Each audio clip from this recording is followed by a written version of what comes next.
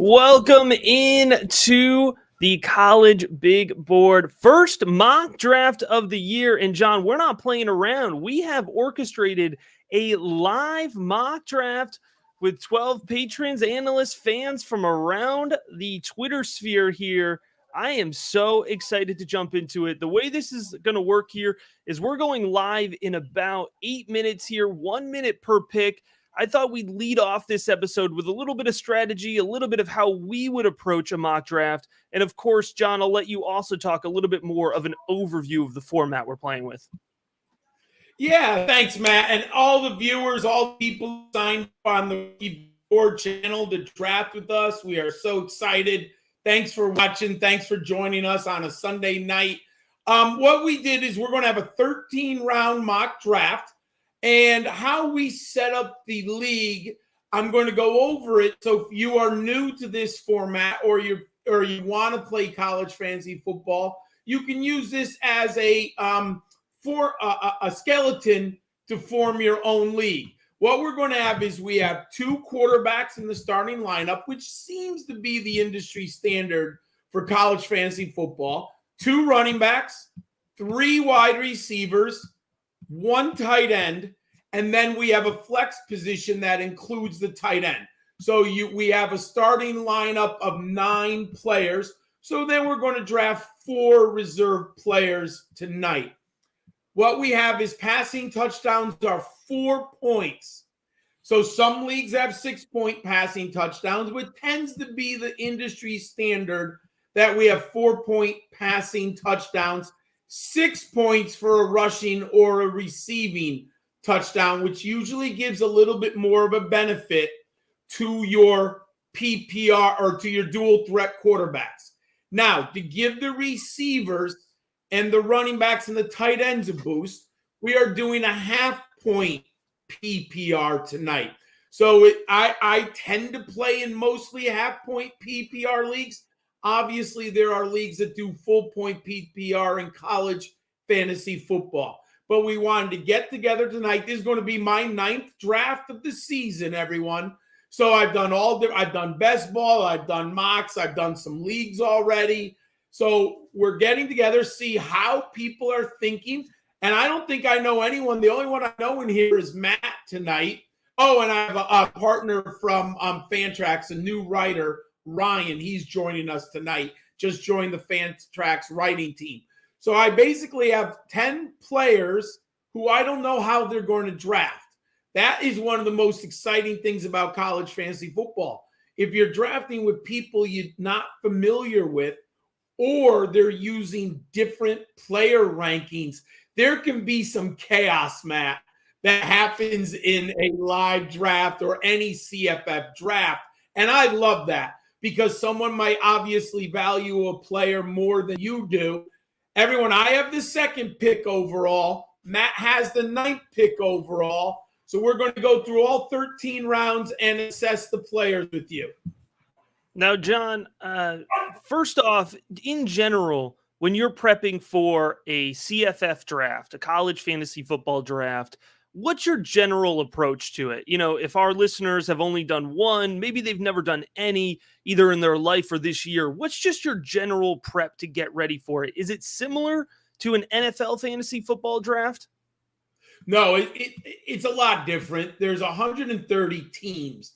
So I like, depending on the size of your draft, let's say you're doing a 20-round draft. That seems to be about the normal, some 18 to 24. There's leagues that do 30-player best ball, but that's not the norm. So you need deeper depth charts because you're looking at, 130 starters at quarterback. But what I'm going to look at the highest scoring offenses whenever I start, which teams are projected to score the most points. And from there, that's how I put together my rankings. And it's going to help me later in the draft. If I'm looking for tiebreakers, Matt, and I can have a number 2 receiver on a team that is projected to score over 38 points a game compared to a receiver on an offense that maybe is, bottom 40, well, I'm probably going to go with the player in the higher projected scoring system.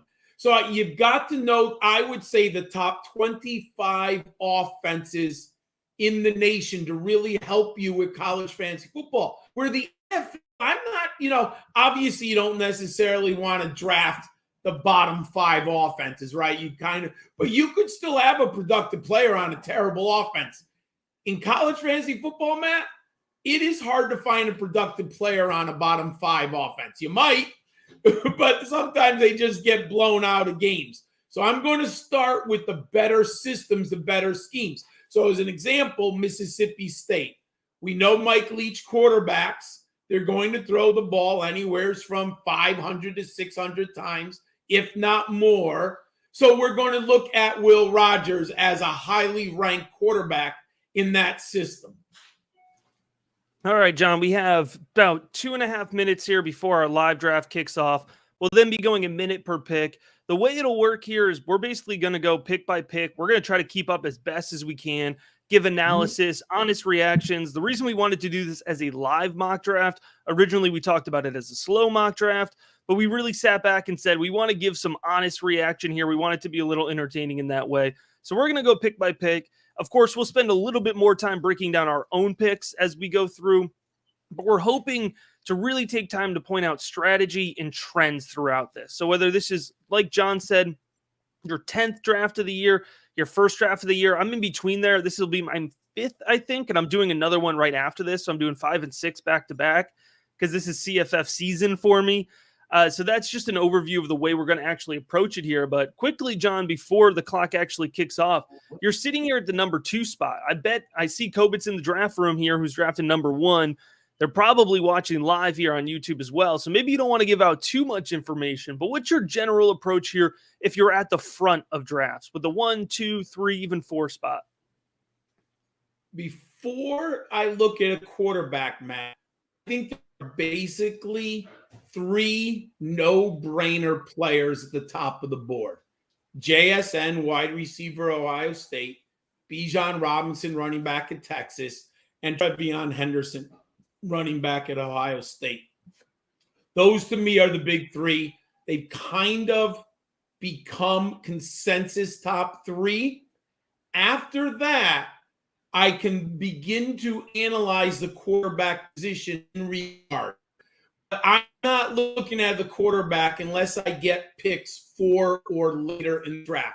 In this draft, I've done a draft with JSN, and I liked how the team came out.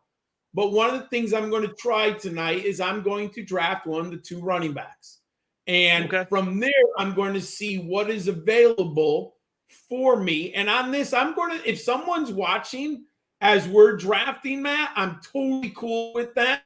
I'm going to always be honest. I'm hoping a big quarterback drops to me in the 2nd round. That would be a perfect scenario to dip into one of those 2 big running backs. And then in a 2 quarterback format, so I would have pick number 23. If I have one of my big 6 quarterbacks, I would love to pluck them and open up my draft with a running back and a quarterback there. But if the big 6 doesn't fall, I'm going to have to rearrange my strategy in round 2.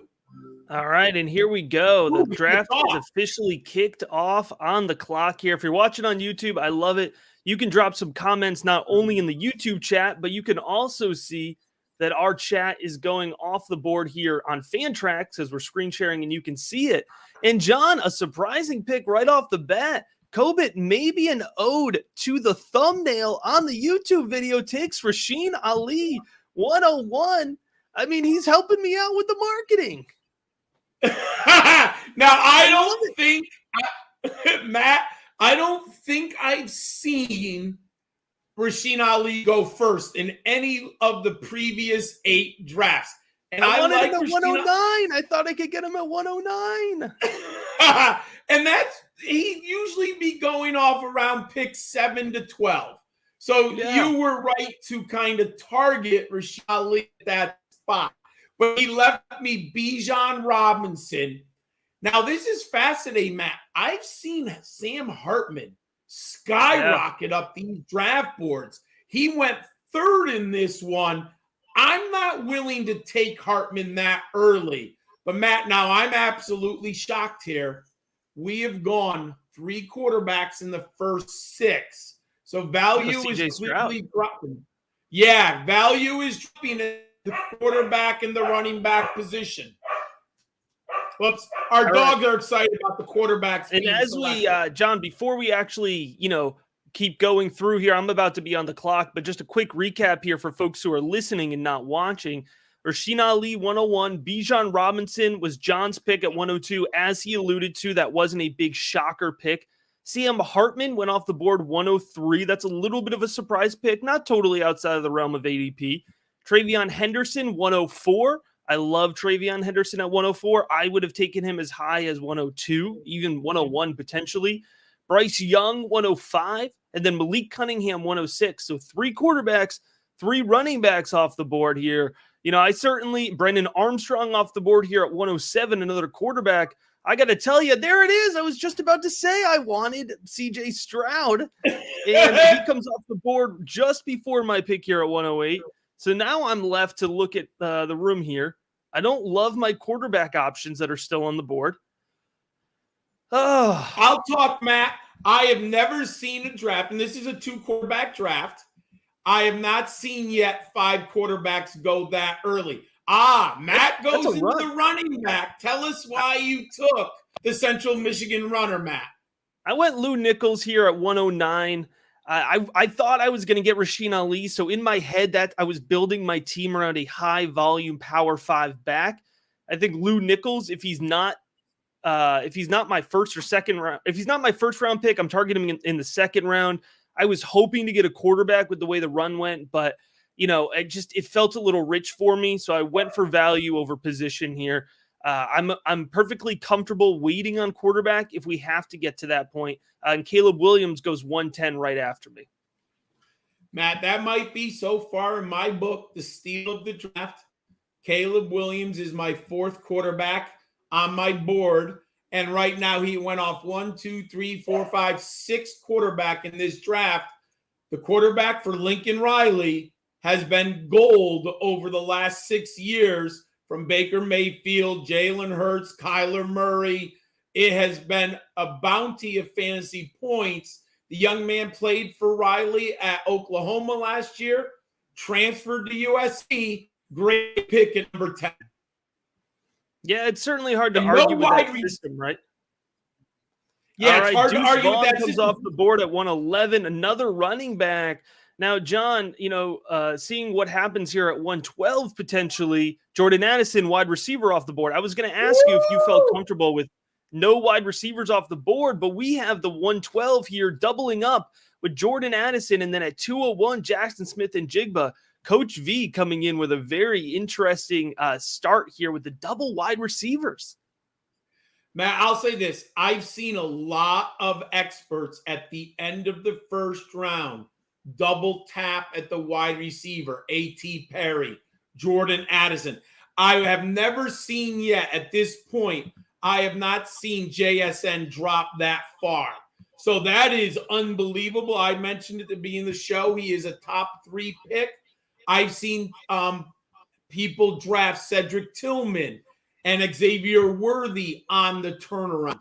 Any of those wide receivers. So I like this strategy. Oh, Mo Ibrahim moving up. Mo Ibrahim. Wow.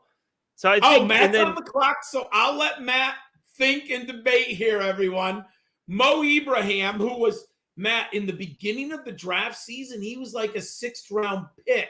He just goes off in the 2nd round here. And Jahmyr Gibbs, the transfer from Georgia Tech to Alabama, goes, Matt, to Braylon Anderson. Matt, tell us why you double tapped the running back. Yeah, listen, I wasn't planning on going double running back here off the start, but I was looking at the CFF rankings episode that we did. I had Braylon Allen as my running back 4 here, and the board kind of fell for me with Mo Ibrahim and Jahmyr Gibbs coming off the board. I saw running backs coming that were below Allen in my rankings, and so I went ahead, I leaned into him. I got to tell you, he's not going to get back to me, so I'll bring up his name. Hendon Hooker was certainly on my mind as a quarterback to come off the board here. but he's not going to make it back to me. That was the sacrifice that I had to make. And after I made that sacrifice at 204, Travis Dye from USC went 205.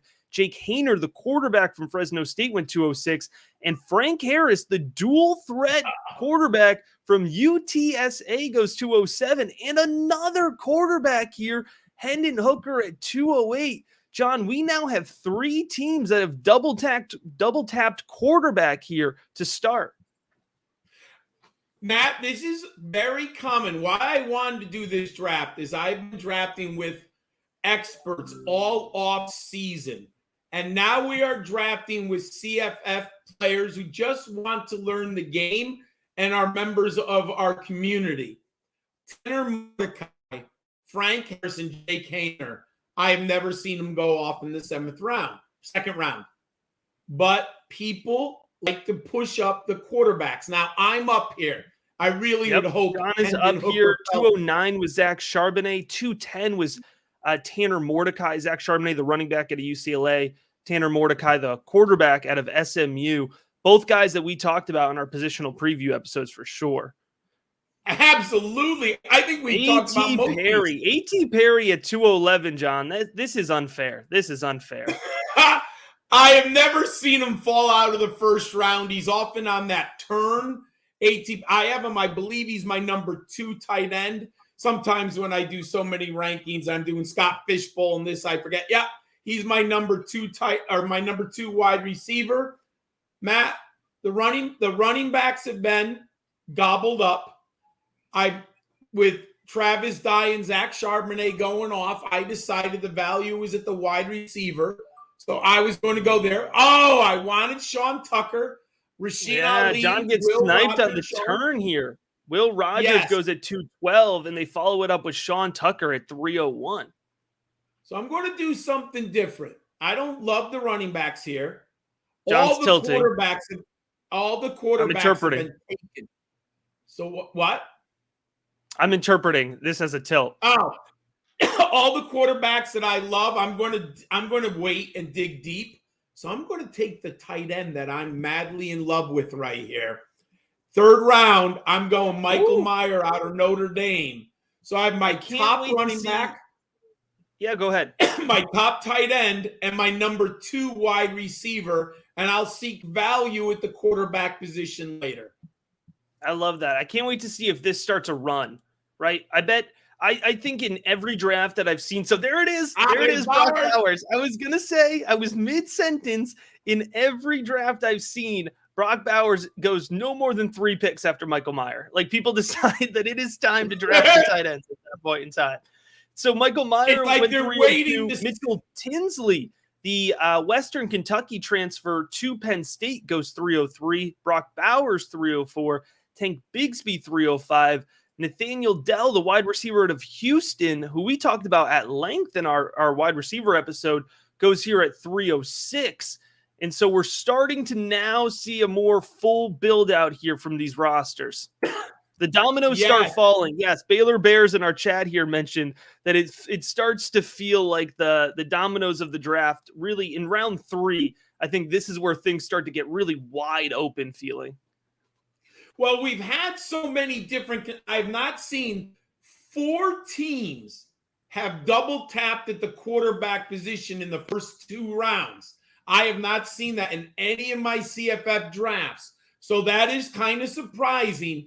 And then, we have Charles Williams. He is not – so sometimes in Fantrax, Matt, they still have players who are not eligible anymore. So, unfortunately, Charles Williams is not a back you would want in this round. Tavion Thomas just went. So, just if anyone's watching. Oh, I love that Tavion Thomas pick. Oh, I love that. That's a nice pick in the 3rd round. So, there has been value. Now, 2 teams, myself included, have not drafted a quarterback. Me at 2nd pick and Coach V, and I don't see what the rest of his team name is. Myself until right now, John. Until right now, I'm taking Quinn Ewers off the board here. Ooh. I'm getting a little bold, but I feel like round 3 as quarterback. What is this? Quarterback 12? Come on. Hey, I have Quinn Ewers ranked number 5, Matt, right now. You do? Yeah, I was But checking our rankings before I made that pick. And once I get once I get Bijan Robinson, I automatically take Quinn Ewers out of my queue. It's just not a player I'm going to go after with the running back. It's just not. Fair. Wait, am I missing? Oh my God, Xavier Worthy is not on the board. Matt? John. Hey, easy. We don't gotta. This is the live draft. We don't gotta mention this here. I'm quietly trying to build my Texas stack, and you are blowing up my spot, John. They are listening to this. They're watching live.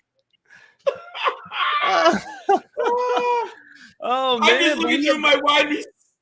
I know. Look at the value. It was sitting there. But Kayshon Boutte does go 310. We have another wide receiver coming off the board here. And then Zach Evans, the TCU transfer to Mississippi, comes off the board 311 here. And I think, John, I do feel safe that Coach V won't be the one sniping my picks coming around the corner here, because he went double wide receiver to the start. And he goes Chris Rodriguez at 312, which feels a little risky with the uncertainty of full playtime this year. You know, there are some. Oh, there it is. He sniped me. Come on. He has 3 wide receivers to start it, and he snipes me. I'm going to blame it on you here, John. I was going to say, Matt's never going to draft me again. You're blowing up my spot. He drafted out. I've never, in a half-point PPR league format, I don't think I've seen a team with a 3 wide receiver build at this point in the draft. Because obviously in a half-point format, the wide receivers are worth a little bit less, right? And we only start 3 receivers each week. So obviously now Coach V has to look at the running back and the quarterback position, and we haven't had another tight end. We haven't had a third tight end off the board. So I love for the next one to follow Kayshon Boutte or Quinn Ewers with Kayshon Boutte. That's a great pick also. He started a team with Caleb Williams, Jahmyr Gibbs, and Boutte. That is a solid start. Oh, Josh Downs just went. Oh, he took my guy. Devin A-Chain, that guy I wanted. Oh, he was in my queue. So I got to start looking for other running backs. All right, John, you could still call it a UT stack here, because I'm going to do Quinn Ewers and Cedric Tillman at the turn. So University of Tennessee, University of Texas here. We'll get the UT quasi-orange stack here. But I took Cedric Tillman at 4-4, and before me was Josh Downs at 4-2, Devin A-Chain at 4-3, and now Jacob Cowing, the transfer now playing at Arizona, is at 405. Ooh, that he moved up a little bit. 1 second, everyone. I got to take a timeout for half a second. I'll just mute. John's quickly in the strategy session here, so I'll let folks know it's Jalen Cropper at 406 coming off the board, and Calvin Turner, the running back with wide receiver designation currently on Fantrax as well, coming off the board at 407. Now, John may be tilting in the background here because Blake Corum just went off the board at 408. And we talked at length on our running back episode about how John was much more bullish on Blake Corum than I was, at least from a CFF perspective. And John, I am hearing more and more some NFL draft hype for Blake Corum. So certainly somebody who's going to end up with a summer scouting report from me. Matt, so I'm back. My dog wanted to go outside, so I just muted because she likes to bark. Ooh. So here we go. And now John's on the clock here with Miles Price coming off the board at 409. And Alton McCaskill, the running back from Houston, coming off the board at 410. So John, with a very even build, has gone running back, wide receiver, tight end. And I wonder if he's going to attack the quarterback position here. He is not. This is an interesting pick, John. Quentin Johnston out of TCU.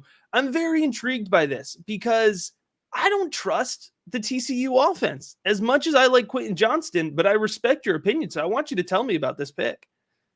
Johnston, I do believe in Sonny Dykes, who has moved over from SM. That's true. who moved over from SMU to there. So now I also You're back did on the this, clock here. Matt. I'll let you make your pick and we can get back into it. John's Okay. back on the clock because Kobit here, who's on the corner, went Reed and Nair. And John, Will Shipley is a fantastic pick at 5'2", simply because he was my other option at 4'4". If it wasn't Tillman, it would have been Will Shipley for me. So sometimes, John, I think we spend a little bit too much time together. What I did is I noticed that Team Kobit, pick one, he had already taken on Lee and Tucker. So Matt, I took a gamble and figured, let me take Quentin Johnson, my top. I wanted Miles Price. The next guy in my queue, Quentin Johnston. And I took the gamble that the person at pick one was not going to take a third running back. So I said, I think Will Shipley, see, now we have a wide receiver run.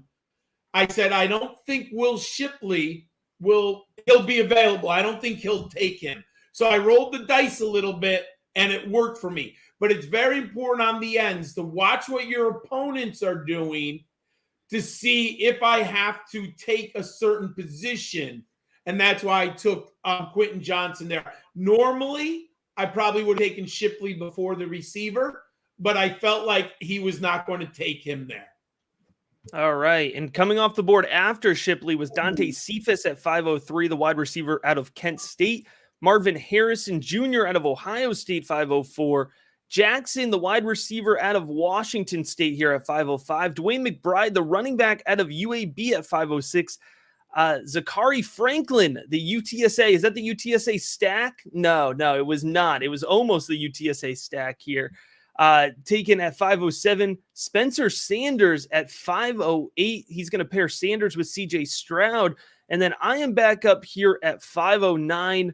There's the bold pick I want to make, John, but I'm going to get cute here because I think I can wait one more round. And instead, I'm going to take a player that I talked up a ton on our wide receiver episode, and that is Rashee Rice out of SMU. I like Rice a ton. This is definitely not influenced by my current NCAA 14 SMU dynasty build at all.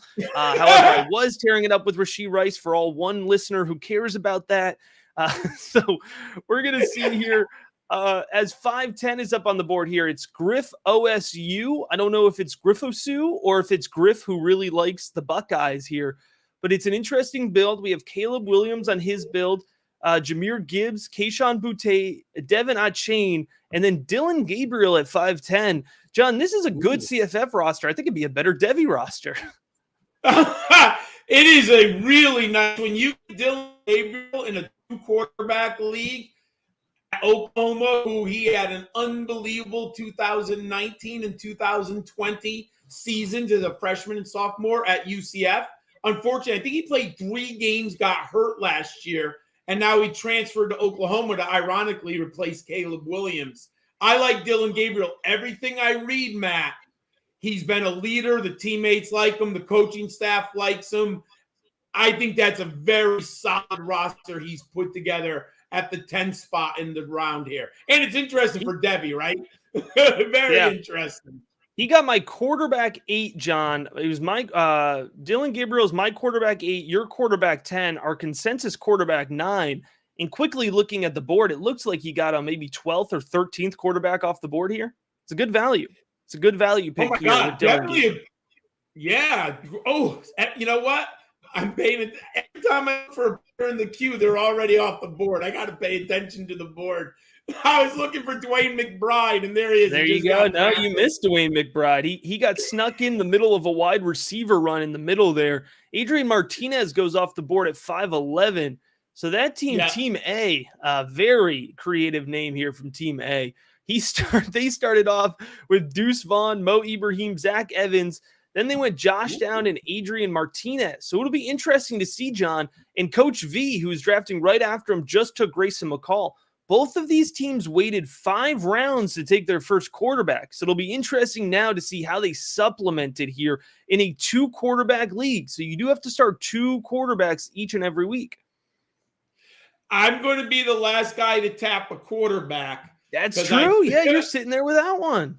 Yeah, so I'm going to have to take a risk here I have to figure out who I want if I believe values it. Jalen Eaton, very nice pick.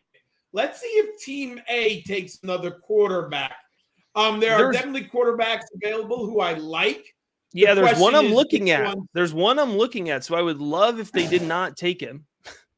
I do think there is one quarterback who's standing out as a value right now. Might be a little, high return, a little risky, but he is out there. So I just put him in my queue. Oh, don't bother, John, because I know we're talking about the same guy, and he's not getting to you. So you can go ahead and take him right out of your queue. Save yourself some effort here, because if he's not taken within the next 2 picks, I'm taking him. And it is not Richardson, the running back out of Oklahoma State. So we have survived that pick.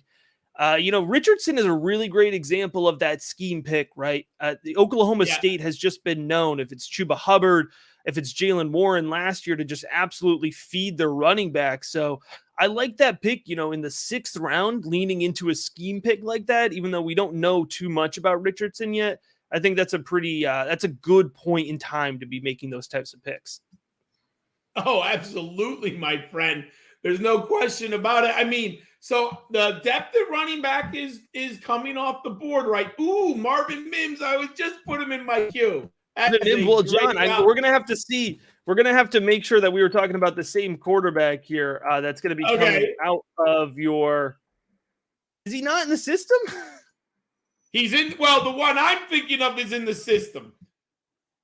Is the one I'm thinking of in the system? Queue. I'm not seeing him here. Is he off the board? W-A-R-D. He's in there, brother. We're thinking of the same guy, right? Yeah, that's the guy I want. That's in queue. Cam Ward. There he is. He was under Cameron. It's so formal here on Fantrax. Cam Ward off the board. There we go. He was I got viewers aboard, man. We're playing with fire. 13. We are playing with fire on this quarterback room. So he was my 13th ranked quarterback. He was clearly the highest one ranked. I had him in my queue. That's a great pick. Ooh, 3rd tight end, Zach Kuntz. And it's Kuntz. It's Kuntz. It's not Michael Trigg. It's Kuntz, which we talked about at length in the tight end episode. Oh, you're right. He went, Michael Trigg is usually the 3rd, but here Zach Kuntz went off. So we're not about consensus here. We're not about consensus. We love that Kuntz came off the board. Yes. So now I got to figure out, where do I find value at the quarterback position that I'm So if you look at it here, a few picks and Dykes coming off the board now. Now Dykes is interesting. Ooh. He's the tight end out of Memphis, but he does also have wide receiver designation on Fantrax, which does, I think, give him a nice little boost in terms of what you can do with him week in and week out. Roberts, the running back out of Air Force, comes off the board next. Another good scheme pick. And so K-State fans started quarterback with Cunningham and Harris. And then he went Dell in the 3rd round, which I love, and then smashed the running backs these last 3 rounds. Turner, McBride, and Roberts. And if you count the fact that Cunningham and Harris are both rushing quarterbacks, the total rushing attempts on a K-State fans roster, it's going to be astronomical by the end of this thing. Oh, my God, yeah. Turner, McBride, and Roberts. Ooh, Matt, he is Stephon Cobb's off the board at 609. So John's back on the clock. We had Keontae Thompson out of Virginia off the board at 608. Stephon Cobb's out of Boise coming off the board at 609. We have the Western Michigan running back Tyler coming off the board at 610. And oh, goodness gracious, hold on to your seats. Anthony Richardson. John at 6'11". Wow, that's a pick. I'm just going total upside. I'm probably going to have to select 3 quarterbacks in this draft. And I'm going to go for high-end upside quarterbacks, Matt. And Anthony Richardson, if he hits we're looking at a quarterback who could get 1,000 yards rushing. That's the ceiling. Doesn't mean he'll do it. Ooh, one of my favorite players in my queue. Oh, John, great. before we get to your second pick here, I'm gonna have some fun with the folks watching the live stream with us. They can see my queue just because I'm sharing Oh, my whole no. Fantrax screen. So I have typed into my queue the player that I think you're taking here at 7-2. So we're gonna see if I'm right or not. Oh, you did. Yeah. I feel fairly confident with it. So well, we're gonna go ahead and see if that's who you're thinking of. I will say this. I did have Mitchell in my queue. He was one of the players. I have 4 players, and Mitchell was one of them. So let's see if my 6'12", player the running lasts back for out of me. ECU, Eastern Carolina, is Mitchell, and he came off the board 6'12" right after John. So, and COVID had that one fired up quick, thinking a little bit more on the 701. I think trying to figure out how to snipe you best. It's a tough duty, but someone has to do it. And if I was looking at his roster, I still see maybe he needs another wide receiver. Let's see if he thinks the same thing. He does. He goes Xavier Hutchinson, the wide receiver out of Iowa State. So you read that roster correctly as well as your own. So here we go. Let's see if you predict my guy. No brainer for me. Oh, no. Come on. No, that's who I thought was coming back to me. Oh, man. Matt, we've done too many shows, and I know you like Singleton too. So I said, you know what? Let me take my running back here, who I like. I'll hold off on the quarterback position.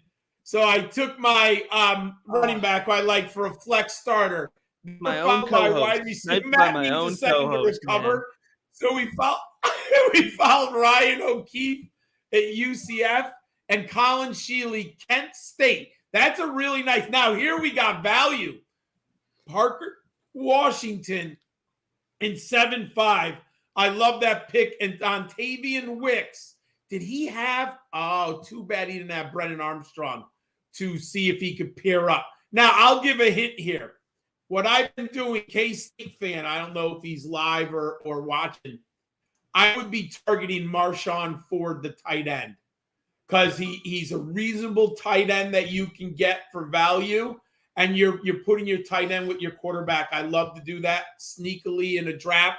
So, like, unfortunately, Florida doesn't have a tight end that I'm interested in. So there'd be no tight end that I would match. And Anthony Richardson is a dual threat, but there's no tight end I like there. Now, I was wondering if Brennan, the owner of Brennan Armstrong, would have taken Dontavian Wicks. But he did take Dylan McDuffie, the running back at Georgia Tech. Now, I love this player right here, Tyrese Chambers, Matt. I'm publishing my sleepers column this week, and I just did a breakdown of Tyrese Chambers from Florida International. Great sleeper in the 7th round. So who did you off take, the board Matt? at 708? Yep. Ooh. I took Jermaine Burton at 709. This is a great example of why it just helps to have rankings up while you're drafting, because sometimes the board moves so quick.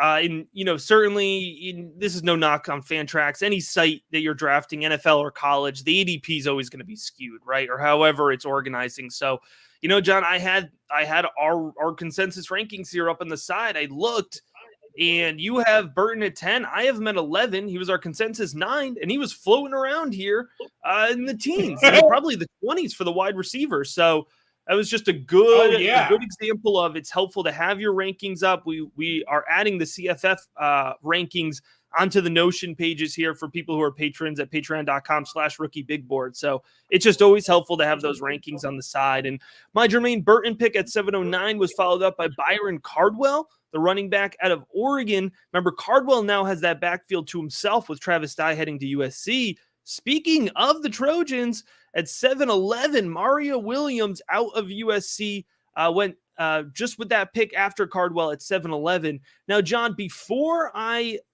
give you a chance to give any analysis on this run of picks, I have to get your take on a tweet that I saw this week, which at first I thought was hilarious, and then I realized it didn't make any sense. So as a history teacher, John, did you see the tweet that said, "We need this new Big Ten rivalry"? And it was USC and Michigan State with a picture of the Roman Coliseum, because it's the USC Trojans and then the Michigan State Spartans, neither of which would be fighting in the Roman Coliseum. So I love the historical connection they make there. But I've actually been to the Colosseum in Rome. I don't think it's quickly falling apart. There's sections that aren't exactly the easiest to walk around. Its day, it would have been a nice spot to see a gladiator event, but I don't think they could take the Trojans or the Spartans right now. And I wonder, Matt, I don't ever remember a Rose Bowl of Michigan State versus USC, because when USC was in its heyday in the 60s and 70s, I don't think Michigan State was that good. So I could be wrong, but like at least, and I'm 55, I don't ever remember Michigan State USC as having a rivalry in the Rose Bowl. No, they were saying it should be like a new one, like a new one because of the Big Ten. But I got to tell you here, John, looking at the board, Coach V, who's picking at the turn here, at 5-12, they took Grayson McCall a couple rounds back. And then at 7-12, they took Jaron Hall. And at 8-1, they took Spencer Rattler. And I got to tell you, Coach V has a type of quarterback that they like. Gunslingers, aggressive runners. Like, these guys are all very much in the same build. Matt, I got to make an observation here. You and I have talked about Rattler at length. I think you had him as a sleeper.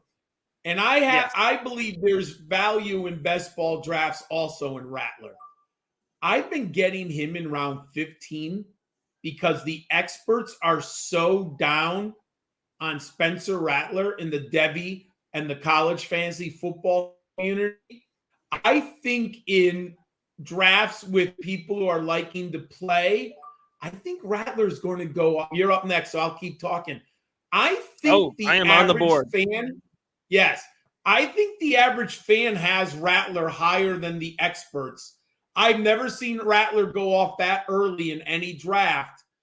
Matt, the home run ability there. If Rattler hits, and he's had his moments, I've been getting a lot of Rattler baseball. Oh, and my other guy that I love, Matt. That is karma, John. That is karma. I took Talia Tagovailoa because that is karma for your Singleton pick, because I had you pegged to take to take Talia Tagovailoa at 7-2. That's who I had typed into the queue.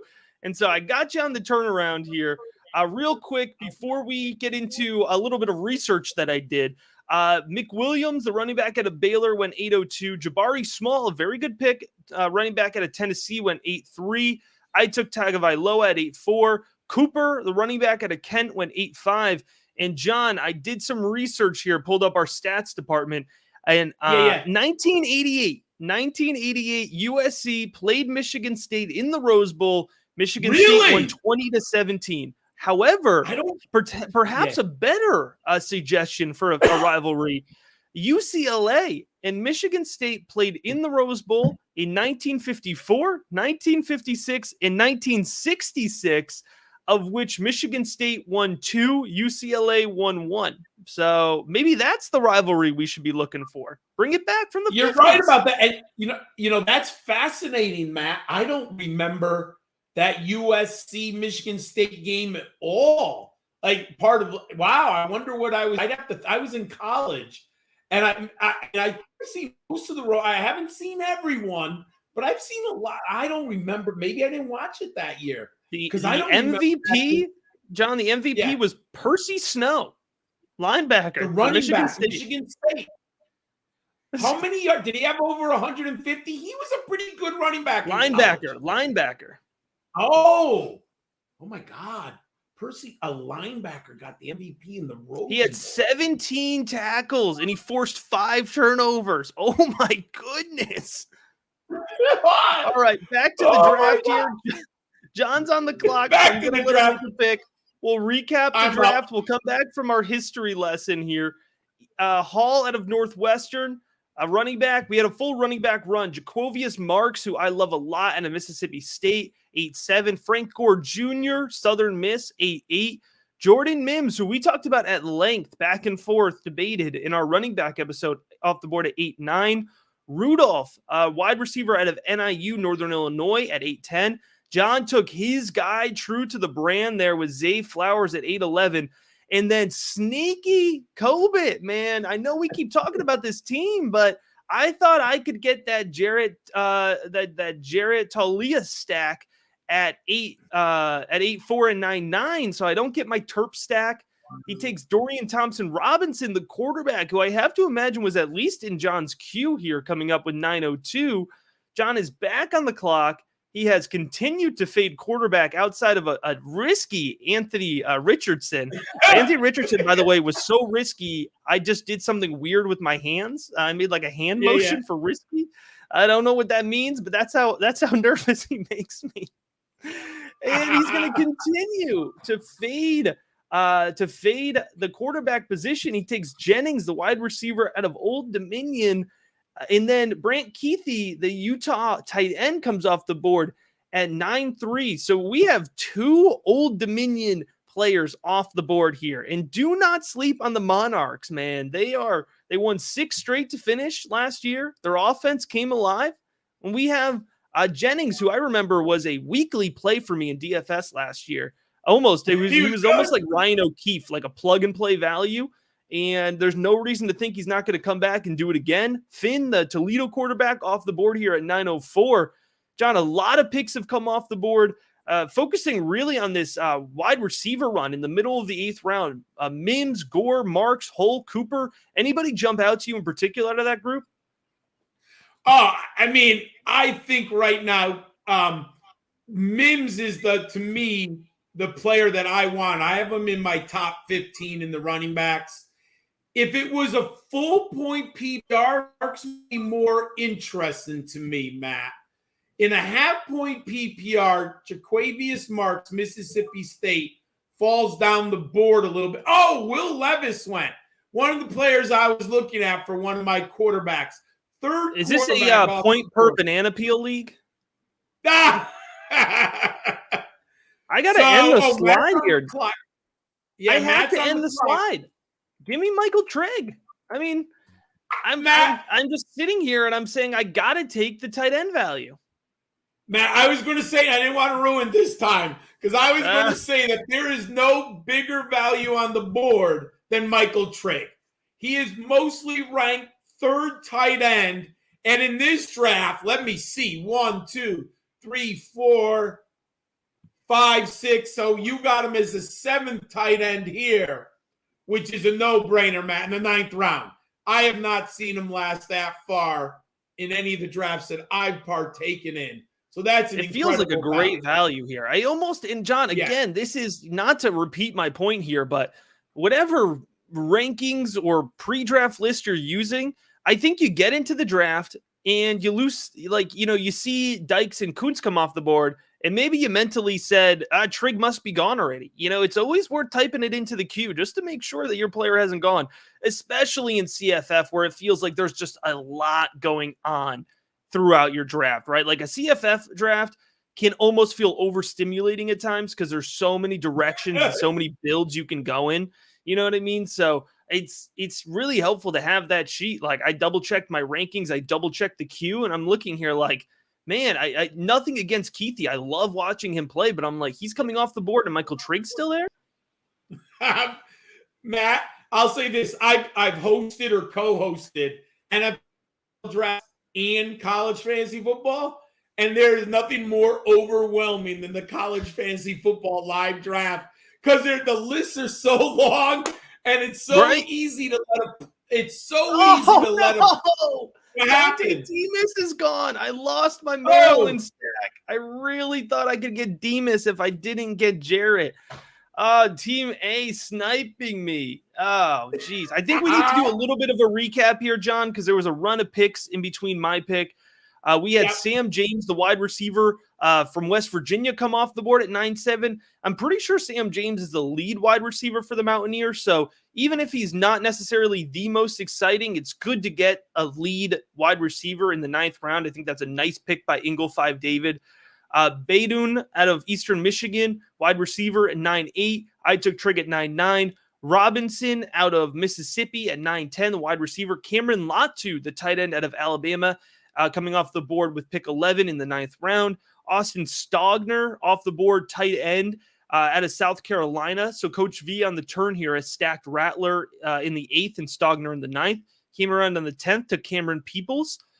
Dante Demas Jr. at 10-2. Chris Tyree, the running back at Notre Dame at 10-3. And I was recapping while not realizing I was on the clock.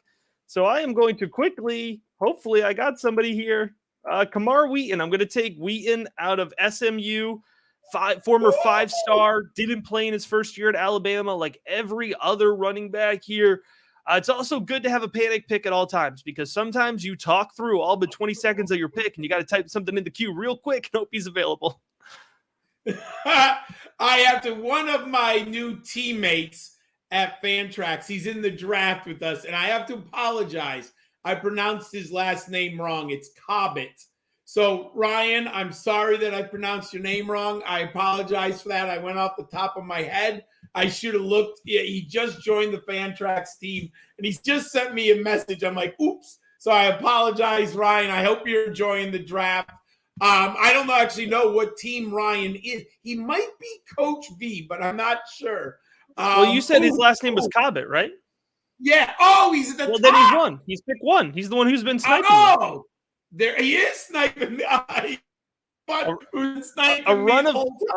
run of picks here, John, before you're about to be on the clock here. So I'll give you a little bit of time to prep, but a run of picks. We had Blake Watson, the running back out of ODU. So again, man, we stand for ODU here. 3 Monarchs off the board. Brown, the running back out of Illinois here at 10-6. Is that Chase Brown? Is that who you made me start week 1 last year? You convinced me to start, and then he didn't play. They ghosted him as a starter. I'll never forgive him for that. I'll never take Chase Brown again. Logan Bonner, a very good pick at 10-7. A very good pick at 10-7. You know, the summer gives you an opportunity to take time and research and read articles and find stats on teams. And I got to tell you, I was sleeping on Utah State, just how productive. And we talked about Utah State and Cobbs last week, but even still, I really had to go back and think about it. It stemmed this idea. And Bonner is a great pick at 10-7. I love that. K-State fan, great value here for somebody who took 2 quarterbacks off the bat and then waited. But keep moving through here because John just made 2 selections. We'll let him talk about him after we catch up here. Nakau, BYU wide receiver at 10-8. At 10-9, it was Wright, the Purdue wide receiver. At 10-10, it was KJ Jefferson out of Arkansas, which you have to think was a direct attack on John because he's such a big KJ Jefferson fan. He takes Corey Kiner, the Cincinnati running back, with 10-11. It's a good pick by John because he was in my queue. Kendre Miller, 10-12 at a TCU. 11-01, Konata Mumfield. Love that pick for Pitt. Devin Leary, John takes at 11-2. Clayton Tune off the board at 11-3. Oh, talk about good high upside Russian quarterback picks there with 10-10 at Jefferson, 11-3 at Clayton Tune. Luther Burden, another true freshman off the board here at 11-4. Xavier Valladay, the opposite of a true freshman, a super duper senior there, transfers to Arizona State. And then Peyton Thorne at 11-6 catches us up here so I can catch my breath and John can talk about Kiner and Leary. I'm really excited to get Corey Kiner. I've not seen him fall this late. I was looking at my rankings and I'm like, wait a second. Am I missing something here? The young man did not get on the field at LSU, but he's a top-rated recruit in the SEC. You know that there is opportunity in Cincinnati for a starting running back. And last year they had one of our draft darlings who came from Alabama to become a much better running back at Cincinnati. So I love Kiner there. Matt's on the clock right now, so we'll let Matt pick. So I love that. And then I had taken a high-end risky with Anthony Richardson. I decided that I was going to be more conservative at the second quarterback spot, Matt, and I'm going to take Devin Leary, the quarterback at North Carolina State. I believe at this point in the draft, I have a young man who should throw a minimum of 30 touchdowns for close to 4,000 yards. I think there's a very high floor. Maybe the ceiling isn't there because he doesn't have the rushing upside. But when I have Richardson and Leary as my 2 quarterbacks, I feel pretty good there. All right. And after Payne Thorne, Urosic out of Stanford went 11-07. Cephas out of UTSA, the wide receiver, went 11-08. I took Jaleel Brock, 1109 out of Iowa State, the running back. Joseph Ngata, 1110, wide receiver out of Clemson. And then Jackson Dart, 1111, came off the board here for Team A. That's a good pick, Jackson Dart. I know he had a little bit of a rough summer, but I think I would have taken him in the last round as a pun intended dart throw here because I have Michael Trigg. But I got to tell you, John, I feel like Jaleel Brock in the 11th round is a really great value for somebody who is stepping into another situation here where not only is it a high volume running offense, but you're coupling that now with they're making a change in quarterback. Iowa State has had Brock Purdy at the helm for 3 years now, if I 3 or 4 years, I think. And so naturally, when you have a change of quarterback here, you're going to give the running back the opportunity to get a lot of volume as well. At the turn, we have Beck, 11-12 out of LSU, wide receiver, tight end. Isaiah Bowser, the running back out of UCF here at 1201. John, I'm interested here to specifically talk about Bowser. I think one way or the other, it's a good pick here at 1201. But what are your thoughts on the way that Bowman may or may not be involved in this backfield? That being DeMarcus Bowman, the former 5-star who was at Clemson and then Florida and now UCF. Well, I mean, if it was a deeper draft, we were going like 24 rounds, I think you have to draft Bowman, my friend. Just because Bowser has been hurt in the past. Last year, I think he missed 4 games. He didn't always play a full season at Northwestern. So I love the value of Bowser. I think I have him in my top 30 at running back. Let me see where I actually have Bowser ranked. I have him at number 25. You have Bowser at 22. Oh, so now I actually moved him down to 25 now, Matt. Okay. So that's a perfect, then that would have been after. So pre-Bowman, you had him at 22. He slid down a little, but not significantly.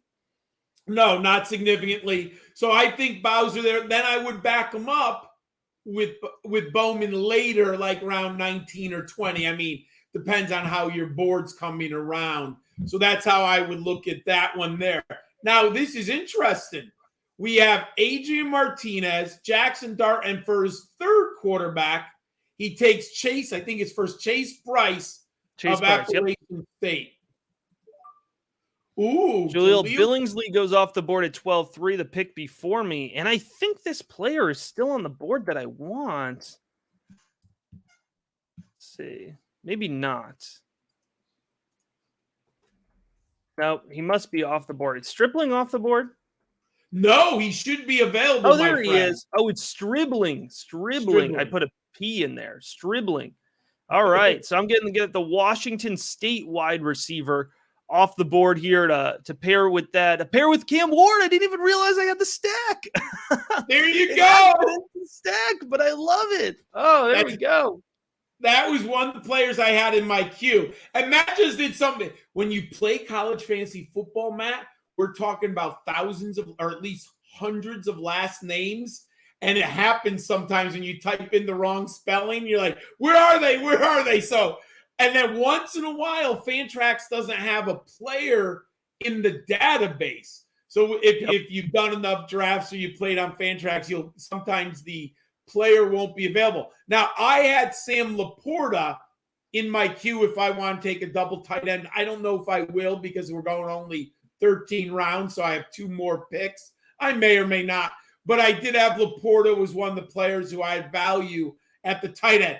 Now, let's see if that was Buck Dog. That was his second tight end. So interesting. He went Kuntz and Laporta, and both of them are in my top 10 tight ends. So he's got really nice value at the tight end position here. Another quarterback, Stetson Bennett. Ooh, back-to-back. Cameron Rising just went. Cameron Rising in the 12th. That's a nice pick. Now, as a roster build, though, Matt, I don't think I'm taking 5 quarterbacks. Yeah, that's heavy on the quarterbacks. That is heavy on the quarterbacks. Yeah. Tyler Van Dyne. Ooh, now, John, nice you have to give a shout out here to Mannix, because whether Mannix knows they've done it or not, they have stacked up some Connecticut quarterbacks. Will Levis and Tyler Van Dyke, both out of Connecticut here. So a big shout out for Mannix, representing the Nutmeg State, where me and John hail from. And there's a wide receiver, Charles Johnson in Michigan, also from Connecticut. So yeah. Oh, I didn't realize that. Yeah, he was player of the year in the state of Connecticut. He was one of the guys I was upset. Why didn't he end up at UConn? Different story. Maybe because the Huskies stink, but that's a different story for a different day. I could give you a real good example, John, or a real good reason he didn't end up at Connecticut. There you go. So let me just say, I can't believe here's a player who just fell. Mac Hippenhammer, my Miami of Ohio Redhawks. He's in my top 25. He's 24 on my rankings, Matt. I just got him in round 12 for my 5th wide receiver. So I like the depth at the wide receiver position. Now I'm up. So this is interesting, my friends. I go for a player I like. I only have 2 quarterbacks. Obviously, I would draft the 3rd quarterback at one point. But what I'm going to do is here, I'm going to take a player who I just think there's too much value at this point to be sitting around. And people have heard me, but I'm going to take tight end Jaheim Bell out of South Carolina. Just so our viewers, so there's another team that went way heavy to me on the quarterback. They took their 6th quarterback. Marshawn Ford, does he have? Oh, it wasn't the Malik Cunningham team. So I have Bell at number. No, I would have said that was a good move. Let me see what John, I have Bell at. How do you feel in general about John also, Avant Gardner is a patron. I know his name's John. He came in at 3-4 with Brock Bowers and 13-4 with Marshawn Ford. And you took 2 tight ends. Is that something you're generally comfortable with, or you just kind of take it if it comes to you? I will say I always want 1 tight end in the top 10. Now, this draft, I drafted Michael Myers, so I was willing to wait.